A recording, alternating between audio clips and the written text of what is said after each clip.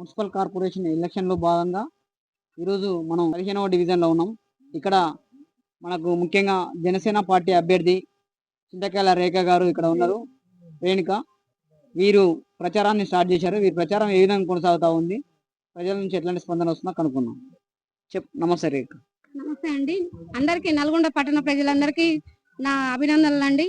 అలాగే నేనేంటంటే 15వ వార్డు నుంచి మన చెర్లపల్లి 15వ డివిజన్ నుంచి జనసేన పార్టీ నుంచి నేను పోటీ చేయడం అనేది జరుగుతుందండి.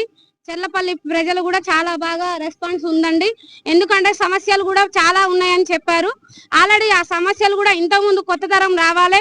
ఎందుకంటే భావితరాలకి యువత అనేది ముఖ్యం కాబట్టి వాళ్ళు కూడా చాలా మంది ఎంకరేజ్ చేస్తున్నారు. మీలాంటి వాళ్ళు పాత వాళ్ళు ఏవి పనులు కూడా చేయలేకపోయారు. ఒక ఆడపిల్లగా మీరు చాలా ముందుకు వచ్చినందుకు చాలా బాగుందమ్మా. మేము కూడా మీకు ఓటు వేసి మేము మద్దతుగా ఉంటామని చెప్పారు. మీరు గెలిచిన తర్వాతకి ఇప్పుడు మీకు ఇక్కడ పార్టీ అధికారం లేకపోయినా అధికారుల దగ్గరికి వెళ్ళి ఎలాంటి పనులు చేయబోతున్నారు? మేము ఖచ్చితంగా అండి ఈ చర్లపల్లిలో ఇంతకు ముందుకు ఉన్న పార్టీలు కూడా ఏమి వచ్చినాయి కానీ ఏది అభివృద్ధి అనేది ఇక్కడ ఏం లేదండి. అలాగే వీధి లైట్లు లేవు, రోడ్లు కూడా ఎక్కడ కూడా ఏమీ లేదండి. అలాగే చాలా మంది ఒంటరి మహిళలకు కానీ అలాగే వికలాంగులకు కూడా మన ప్రతి ఒక్కరికి కూడా ఒంటరి మహిళకి చాలా మందికి కూడా పింఛన్లు అనేది కూడా ఏవి కూడా రావట్లేదు. అలాగే కాంగ్రెస్ పార్టీ ప్రభుత్వం అనేది 6 గ్యారెంటీల మీద గ్యారెంటీ ఇచ్చారు కానీ ఏది ఫ్రీ బస్ మాత్రమే ఒక్కటే చూపిస్తున్నారు కానీ ఎక్కడ కూడా ఏది లేదు. ఈ ఫ్రీ బస్సు వల్ల ఆటోలు కొట్టుకొని వచ్చేదే ఉంది కానీ ఏమీ లేదు. అలాగే ఆటో సోదరులు కూడా చాలా మంది ఆ ఆటో పాపం వాళ్ళు ఒక్కరోజు ఆటో తోలుకొని ఇవి ఇంటికి పోయి తిందామనే సరికల కూడా అది కూడా రావట్లేదు. ఆటో ఛార్జీలు కూడా పెంచి చాలా వరకు ఈ ఫైన్లు వేయడం వైవివి కట్టుకోవడం సరిపోతుంది. అలాగే కళ్యాణ లక్ష్మి మీరు పెళ్లి చేసుకుంటే తులం బంగారం అన్నారు, ఎక్కడిచ్చారు ఈ కాంగ్రెస్ ప్రభుత్వం?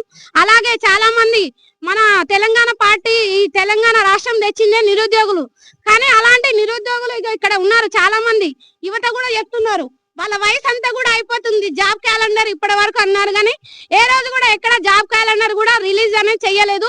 యువతకి భావితరాలకు కూడా మేము వాళ్ళు ఆసక్తిగా ఉండి చాలా మంది కూడా యువత మంచిగా వస్తున్నారండి. వాళ్ళకి జాబులు అనేది రావాలని మేము అందరం కూడా కోరుకునేది అదే.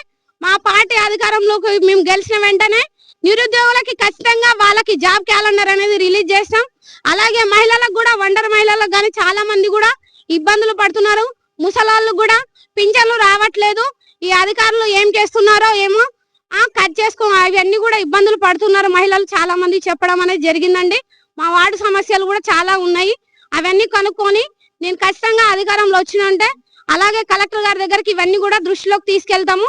ఖచ్చితంగా మా వాడకట్టలో మా వార్డులో మా చర్లపల్లి వార్డులో 15వ డివిజన్ లో ఇవన్నీ కూడా చేసి చూపిస్తాము. ఆ చెల్లకు నేను ధన్యవాదాలు చెప్తున్నాను. ఎందుకంటే ఆంధ్రప్రదేశ్లో ఉన్నదానికి ఎట్లా చేసారో మహాకూటమి అనేది ఉన్నదానికి ఈడ కూడా అట్లా నిలబెట్టగలుగుతాం. ప్రజా సమస్యలకు క్షేత్రస్థాయిలో వాళ్ళు ఎవరు చేయలేకపోయారు, మేము చేయగలుగుతాము. అది పవన్ కళ్యాణ్ సారు ఒకటి అభిమానంతో చేస్తున్నాము. చేసిన దానికి ఏంటంటే చెప్పిన ఖచ్చితంగా చేస్తాడన్న మనిషి నమ్మినాం. ఆ నమ్మకంతో మా చెల్లెకు ఓటు వేపిస్తా. ఓకే, ఇప్పుడు రేఖ గారిని మీరందరూ గెలిపిస్తారా? పక్కా గెలిపిస్తాం. ఎందుకంటే మాయ మాటలు చెప్పి మోసం చేసే వాళ్ళకు ఓటు వేయము. దానికి ధైర్యంగా మాట్లాడతా, ధైర్యంగా ముందలుంటా. ఒకటి ఇక్కడ ఆల్కహాల్ అనేది ఒకటి ఏంటంటే బంద్ చేయాలి. రెండవది మద్యం అనేది మొత్తం బంద్ చేయాలి. అన్నీ బంద్ చేసిన తర్వాతనే పార్టీ అధికారంలో ఉన్నా లేకపోయినా కొట్లాడతాం, చేస్తాం. ఏదేమైనప్పటికీ ఇక్కడ జనసేన అభ్యర్థి రేఖ గారిని గెలిపించుకుంటామని చెప్పేసి ఇక్కడ యువత చెప్తా ఉన్నారు. గతంలో ఉన్నటువంటి పార్టీలు కానీ అధికార పార్టీలు కానీ ఎవరైనా కూడా ఏం చేయలేదు. చాలా మందికి పెన్షన్లు రాక అర్హులైన వారికి పథకాలు అందక ఇబ్బందులు పడతా ఉన్నారు. వాటన్నిటిని రేఖ గారు పరిష్కరిస్తారని చెప్పేసి వారు ప్రధానమైన విశ్వాసాన్ని చెప్తా ఉన్నారు. ఖచ్చితంగా రేఖ గారిని గెలిపించుకొని సమస్యలన్నీ పరిష్కరిస్తామని తెలియజేస్తా ఉన్నారు.